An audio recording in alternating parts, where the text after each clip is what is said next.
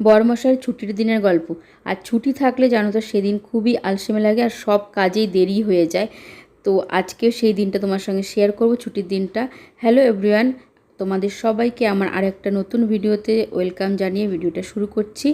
তো এখানে সোনা পাপা উঠে গেছে, আমাদের সকালে ব্রেকফাস্ট হয়ে গেছে। তো ব্রেকফাস্ট করে এই যে ওকে ওঠাতে এসেছি, কেননা রাত জাগা পাখি আমার রাত্রেবেলা ঘুমায় না, ওই সকালবেলার দিকেই ঘুমায়, ওই 4:30 7টার সময় ঘুমায়।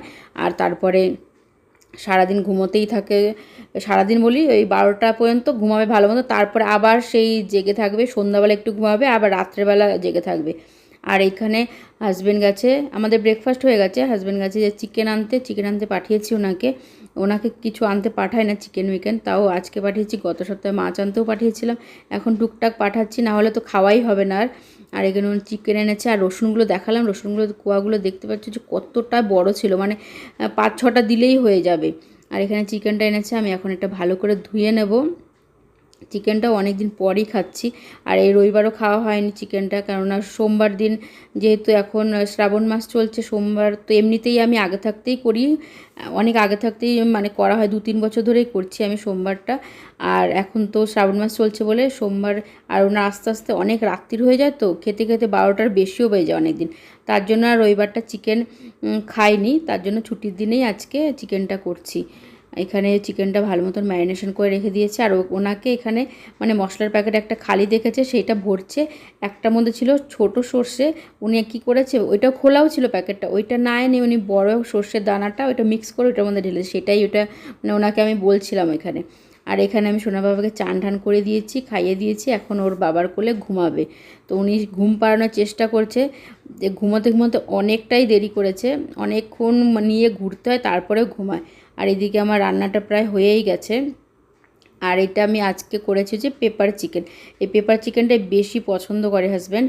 আর যেই মশলাটা দিচ্ছি এখন সেটা হচ্ছে হোমমেড মশলা, তোমাদের সঙ্গে আগে শেয়ার করেছিলাম মশলাটা।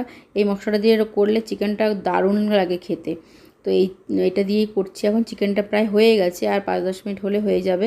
আর এখানে আজকেও বান্ধবীকে দেবো, কারণ বান্ধবী না ননভেজটা বেশি একটা বানায় না, তো আমি যেদিন করি সেদিনই ওনাকে দিই। আর উনিও মানে এই সমস্ত মানে করতে পারে না, আরও 2টো বেবি তো ওনার, তার জন্য আরোই করতে পারে না। আর ওনারা ভেজটাই বেশি প্রেফার করে, কারণ বাচ্চাদের এখনও ননভেজ খাওয়ানো শুরু করেনি উনি।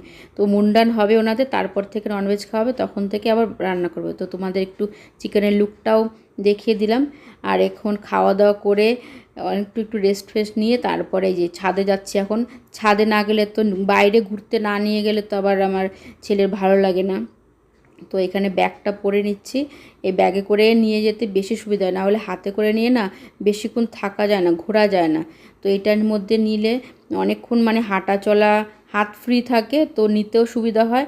আর অনেকক্ষণ ও ভালো মানে ওইখানে আগে বসতে একটু মানে চাইতো না, এখন নিতে নিতে অভ্যাস হয়ে গেছে, তো এখন ভালোই বসে থাকে অনেকক্ষণ।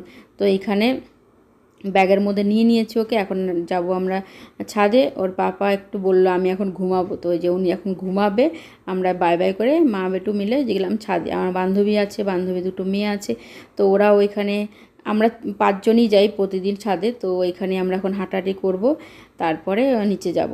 তো আমার এই ছোট্ট ব্লগটা কেমন লাগলো, হাজব্যান্ডের ছুটির দিনটা কেমন করে কাটলাম সেটাই তোমাদের সঙ্গে শেয়ার করলাম। তো চলো আজকের মতো টাটা, বাই বাই।